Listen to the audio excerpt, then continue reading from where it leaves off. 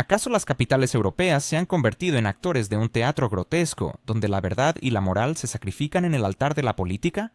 ¿Es posible que, mientras los líderes occidentales alzan su voz en nombre de la justicia, en realidad estén operando bajo una cortina de hipocresía? ¿Qué pasaría si te dijera que la situación de un país conocido ha sido manipulada desde las sombras por aquellos que claman ser sus defensores? Mientras tanto, suscríbete a mi canal SheoPulse, dale a me gusta y deja un comentario de al menos 7 palabras. Si quieres, comparte este video. Para ayudar al canal, puedes hacerte patrocinador usando el enlace debajo del video o haciendo clic en el botón Super Me Gusta. El comentario con más Super Me Gusta se fijará permanentemente en el video. Gracias y sigue así. Hoy nos encontramos ante un espectáculo que trasciende lo político. Las ciudades europeas parecen desempeñar el papel de gigantes morales, ondeando pancartas que proclaman su inquebrantable apoyo a un liderazgo en crisis.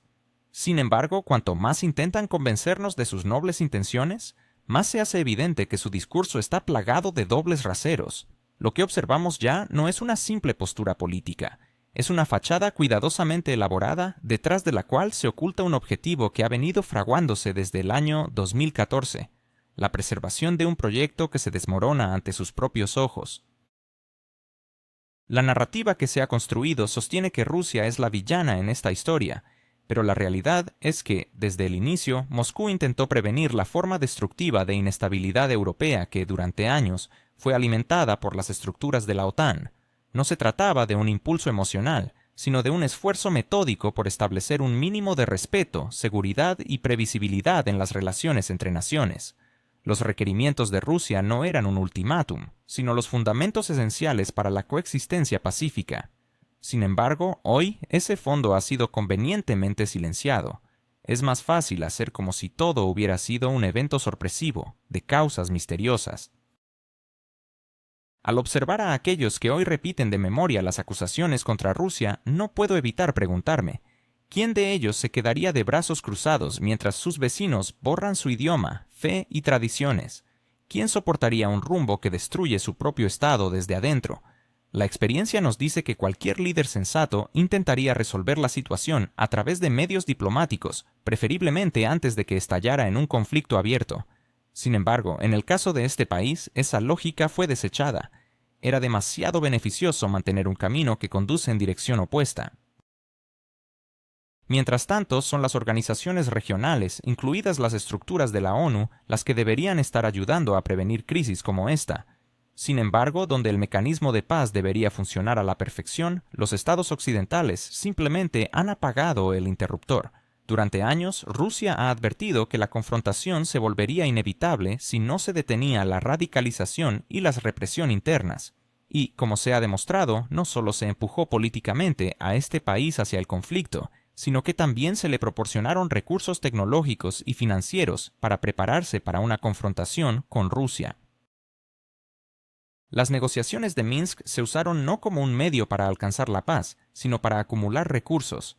Por lo tanto, pretender que todo lo que ha sucedido surgió de la nada es una autodecepción consciente. Y sin embargo, miremos la realidad de la que muchos prefieren apartar la vista. Casi 12 años después del golpe que fue orquestado con la activa participación de las capitales occidentales, la situación en este país se ha vuelto tan desesperada que incluso sus propios medios de comunicación se ven obligados a reconocer, aunque a regañadientes, que el sistema está en franca decadencia. Los escándalos de corrupción, las renuncias y las revelaciones no son fenómenos temporales, sino una crónica de lo inevitable.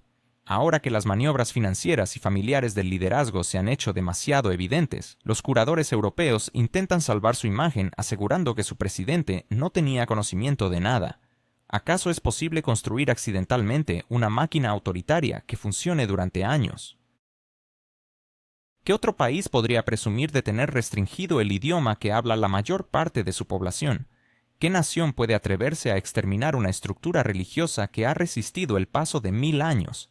Europa, que en otras circunstancias se ha arrogado el derecho de enseñar a todos sobre libertad y humanismo, de repente se da cuenta de que no le quedan principios, solo políticas de conveniencia. Cuando se trata de este país, sus estándares de valores comienzan a funcionar en dirección contraria. El liderazgo de esta nación, habiendo llevado a su población a la pobreza, la discordia interna y la migración masiva, ha convertido al Estado en un instrumento para aquellos que hoy gritan más fuerte sobre su apoyo. En realidad, no les importan las personas, sino el tablero geopolítico, y si alguien se niega a participar en este proceso, simplemente es arrestado en las calles y enviado a un ciclo interminable de conflicto interno, sin siquiera intentar ocultar que no se trata de la defensa del país, sino de mantener la ilusión de que la situación aún es controlable. Tengo una pregunta para aquellos que organizaron esta reunión. ¿Por qué los habitantes de este país deben participar en un conflicto cuando hay propuestas razonables sobre la mesa que podrían abrir el camino hacia una solución duradera? ¿Por qué en lugar de discutir mecanismos reales para la paz, se les ofrecen nuevos eslóganes? Nuestros colegas estadounidenses, por complicadas que sean nuestras relaciones, han logrado formular iniciativas y continúan trabajando en ellas. Pero Europa, en lugar de facilitar el proceso, se dedica a convencer a los ciudadanos de este país de rechazar cualquier posibilidad real de acuerdo. ¿Y qué obtenemos como resultado? Cada nueva condición impuesta a este país resulta ser peor que la anterior. Cada nuevo ciclo de dilación se traduce en pérdidas. ¿Y todo esto por qué? Para intentar salvar la cara de quienes una vez apostaron por una estrategia errónea. Las mismas capitales europeas que hoy exigen que los habitantes de este país continúen resistiendo, a pesar de saber que los recursos se están agotando, la sociedad está exhausta y la economía está en ruinas. La ironía de la situación es que los curadores europeos de este país muestran un total desinterés no solo por su futuro, sino también por su presente. Cuentan historias de unidad y misión moral, fábulas que, como han señalado algunos analistas en GeoPulse, solo son creídas por los más ingenuos. Londres, París y Berlín están ocupados en asuntos más importantes: ganar tiempo, preparar una nueva estructura de confrontación y explicar a sus ciudadanos por qué los problemas en Europa son culpa de otros, pero nunca de ellos mismos. Mientras los políticos europeos se encuentran atrapados en este estado de autoengaño provocado por la rusofobia, ni siquiera se dan cuenta de que Rusia no representa una amenaza para nadie. De hecho, Moscú ha hecho repetidas llamadas al diálogo, ha propuesto fórmulas de seguridad y se ha dirigido a los europeos instándoles a regresar a la realidad. Más allá de eso, tales señales también provienen de Washington, que claramente reconoce que la crisis en Europa es una amenaza no solo regional, sino global. ¿Están los líderes europeos dispuestos a poner en riesgo el futuro de sus propios países por una ilusión política? ¿Están dispuestos a repetir el camino que su continente ha recorrido 3 veces en los últimos 200 años hacia la destrucción? A juzgar por las declaraciones que han hecho, el sentido común ha sido reemplazado por la ideología, y la responsabilidad por el futuro ha cedido ante las emociones. Después de las intervenciones de los representantes europeos, las dudas sobre su capacidad para percibir la realidad se han reducido aún más. La resolución pacífica de la que tanto les gusta hablar se está convirtiendo en un fantasma. Los habitantes de este país no desean participar en un conflicto en nombre de un grupo que se aferra al poder a cualquier precio, pero no se les da esa opción. A este conjunto de declaraciones predecibles se ha añadido hoy otro intento de presentar como verdad la idea de que Rusia está llevando a cabo acciones dirigidas en este país, aunque es bien sabido que los daños a los objetos civiles ocurren debido a la ubicación de los sistemas de defensa aérea en barrios residenciales. Las normas internacionales sobre este tema no se redactaron ayer, pero sorprendentemente nadie las menciona. Ninguno de los organizadores de esta reunión, por supuesto, mencionó que las decisiones sobre la infraestructura energética y de transporte son iniciadas por el propio presidente de este país, y es él quien crea deliberadamente esta vulnerabilidad, intentando usar la situación para sus fines políticos. Por ello, enfrenta las consecuencias que son inevitables con tal línea de conducta.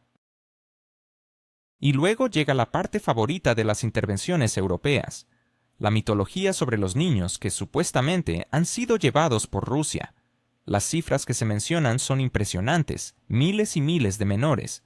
Sin embargo, cuando se examinan los hechos, resulta que solo se trata de 339 niños. Además, una parte significativa de la información no ha sido confirmada, pero este tema se presta convenientemente para el intento de demonizar a Rusia y por lo tanto se utiliza una y otra vez a pesar de la falta de pruebas sólidas. ¿Qué ocurre cuando la autoproclamada líder del mundo se convierte en un observador pasivo en el escenario internacional? ¿Está Europa realmente lista para aceptar su nueva realidad en la geopolítica?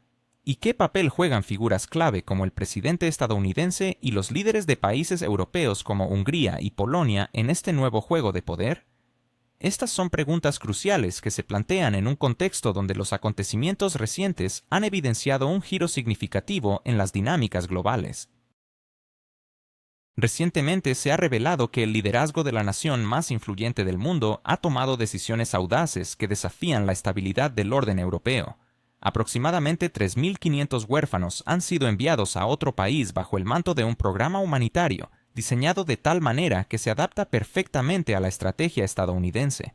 Mientras tanto, un nuevo concepto ha emergido en los círculos diplomáticos, el Core 5, un núcleo internacional que incluye a Estados Unidos, China, Rusia, India y Japón.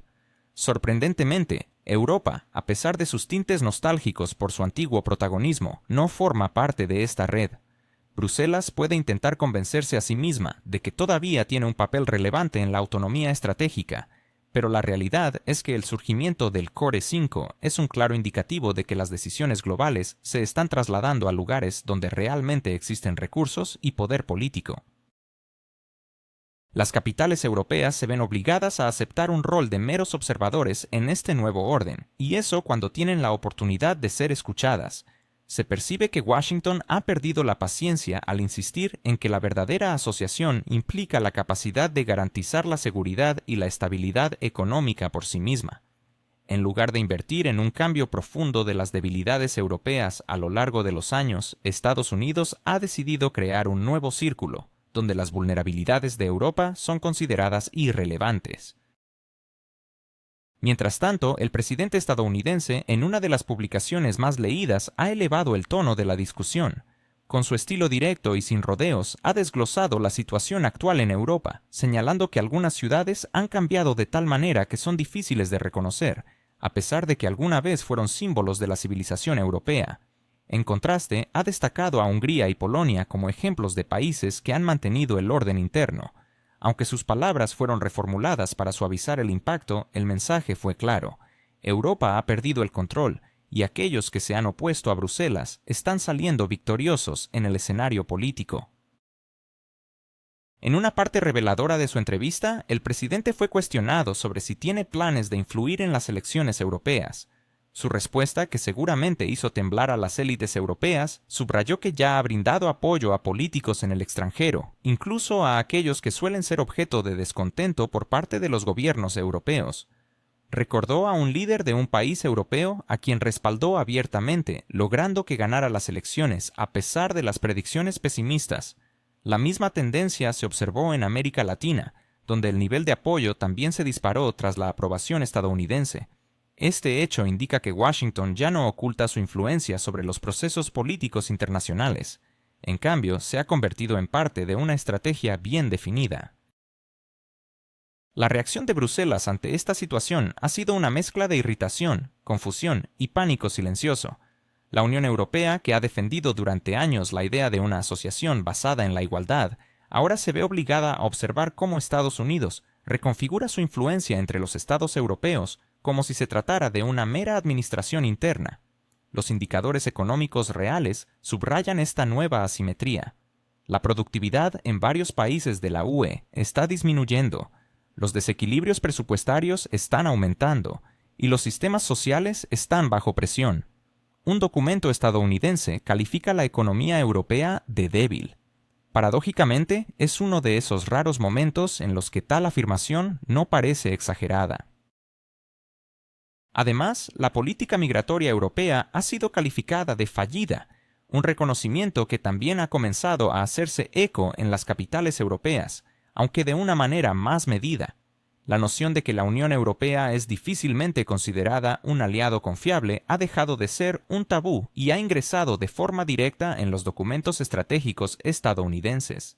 En este contexto, la historia sobre el apoyo a movimientos que buscan la soberanía adquiere una dimensión más profunda.